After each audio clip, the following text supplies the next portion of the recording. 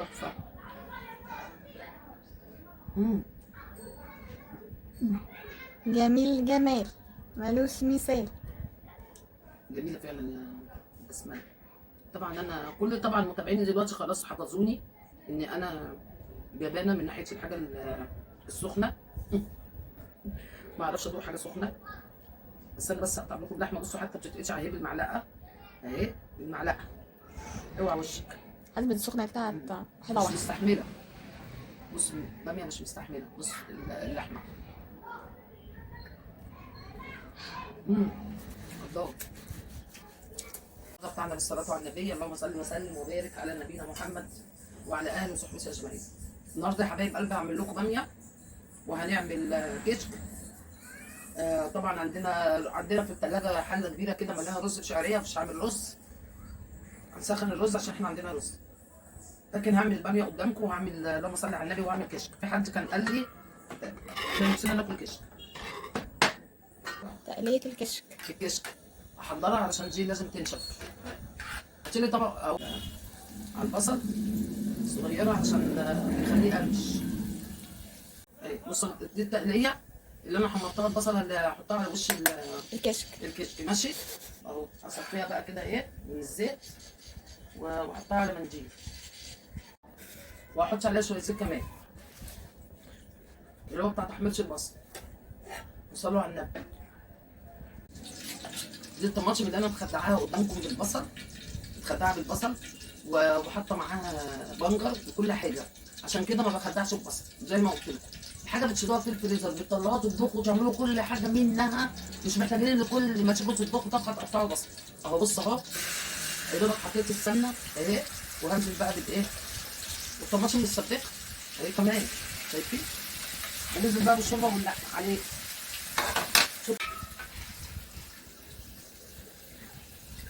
شفت الموضوع بسيط ازاي؟ طبعا اللحمه انتوا عارفين طبعا كله اكتريه الناس بتغلي الميه وتسقط اللحمه. اكتريه الناس بتعمل كده. ماشي يا حبايب قلبي؟ لا احنا ما بنعملش كده. احنا بنشوح اللحمه الاول ماشي، شويه ملح وفلفل صغيرين قوي قوي، وتتشوح اللحمه حلو. وبعد كده هو تفضلوا تقلبوها على الناحيتين، هتلاقوها باكت ميه. تستنوا ما تشرب الميه بتاعتها. بعد كده تروحوا ايه؟ اللهم صل وسلم وبارك على نبينا محمد.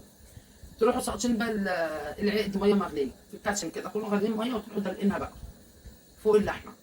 تروحوا جايبين بصلايه مقطعينها 4 ترموها كده سليمه، عشان خاطر في ناس ما بتحبش البصل في الشوربه، تبقى البصلايه باينه. حلو. تحطوا بقى ملح وفلفل ورق لورا حبهان. انا طحنا الحبهان ورق لورا مع بعضه. بتحطوا ايه تاني؟ اللهم صل وسلم وبارك على نبينا محمد. تحطوا معلقه بابريكا في الشوربه. مفيش معلقه بابريكا بجيب طماطمايه كده واروح قطعها 4 وارميها في الشوربه. ايه ميزه بقى الطماطمايه والبصلايه؟ ان هم بياخدوا الزفاره اللي في قلب اللحمه او كوارع او اي حاجه، اي حاجه اللي كانت. وكمان بسقط معاها قرن فلفل. الفلفل ده بقى بيخلي الشوربه طعمها حلو وحاميه. فانا ما بحطش بقى الحاجات دي كلها عشان رجلي. شفتوا بقى الجمال والحلاوه؟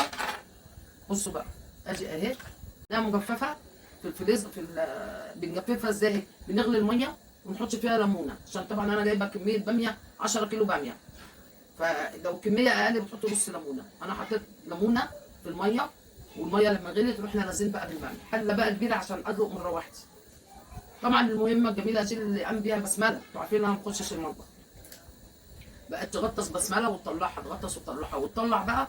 تحطي بقى ايه في حله محطوطه في قلب الحوض والميه سايبه، تروح نازله بقى للباميه ماشي. الباميه بقى الميه الساقعه تبردها، تروح دلقه الحله بحالها في قلب مصفى بقى لما تتصفى خالص. وبعد كده هو جينا بالليل عبيناها. طبعا انا قلت البسمله يلا ايه بعد ما تعبيها صوري، نسيت بسمله تصور. قلت لها خلاص ما فيش مشكله. دي لما جففتها وعبيناها في الاكياس. طبعا البسمله قلت لها بصوري، عبت في الاكياس ودخلت في الفريزر على طول. النهارده قلت لها طلعيها. طبعا هطلعها بقى واصورها وهي مجمده، لا قلت لها طب خلاص يا سلام ابقى اجيب تاني واعمل تاني. لان الباميه طول السنه ما بتبقاش موجوده، بتبقى موجوده المجففه اللي هي في السوبر ماركت، وانا ما بحبش الحاجات دي. بصوا يا جماعه بس انا هتفك براحتها يعني. بص لحد دلوقتي في حته بترجعي سايباها بقى، هتنزل بقى في السخونيه في الطماطم والكلام ده. قالوا طعم الباميه رايح في سكه ثانيه. طبعا انا ما فتحتهمش، خليها مقفوله عشان ما تنزلش الحميان في الباميه، عشان بسمله واختها ما يقولش ايه ده الباميه حاميه اهي. سليمه بس بيدوا طعم جميل جميل. وانا اللي باكل بقى الفلفل ده، الباميه من غير الكام قرن فلفل دول اللي بيتحطوا طعمها مش حلو، صدقوني والله العظيم. ثانيه بقى قطعه توم مهروسه نيه، مش تتحطش كده. بصوا بقى، وبعدين هننزل عليها بالكمون، وشموا بقى الريحه بقى، شموا بقى الباميه. لحمه كتيره، اللهم صل على النبي. فحطيت نصها في الباميه ونصها موجوده تخش التلاجة، افضيها في حله من بتوع التلاجة وتخش التلاجة. اعمل لكم عليها طبخه تانيه. كوبايه الحليب دي بتاعت الكشك، هو بقول لكم زي الرز باللبن بالظبط، بس ده بيتحط له شوربه وملح وفلفل اسود وتوابل، لكن الرز باللبن بيتحط له سكر. نحط نص كوبايه الحليب وهنخلي التانية عشان ادوب عليها معلقه نشا كده، بدل ايه كده الشوربه مع الرز. خلي انا عايزه الرز يستوي قوي. كان في الاخر خالص حطيت كوبايه اللبن كلها الحليب، وكان فايض شويه بتاع ربع كوبايه، حطيت عليها معلقه نشا ودوبتها. واول ما لقيت الرز بدوس عليه لقيته استوى حلو، رحت دلقه عليه ايه بقيت الكوبايه بالنشا عشان لما اجي اكله كده يبقى ناعم وحلو. اهو بص اهو، اللهم صل على النبي. حبيبتي بنتي وراء الله يرحمها مامة بسمله، هي كانت بتموت في الكشك، يعني كنت بعمل الكشك تقول لي يا ماما انا نفسي اكل الكشك، ازاي لما اكون عامله بط بقى.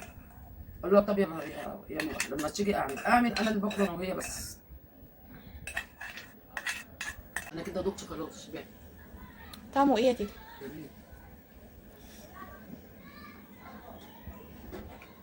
زيدوا ايه؟ ماشي. اصل بسمله ما بتاكلوش، هي عايزه تشوفه. ها طعمه جميل قوي.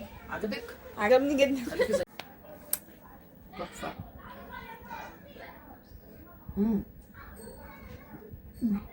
جميل جمال ملوش مثال.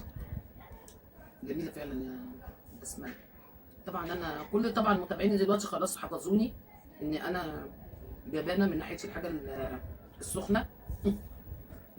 ما اعرفش ادوق حاجه سخنه، بس انا بس اقطع لكم اللحمه. بصوا حتى بتتقطع اهي بالمعلقه، اهي بالمعلقه.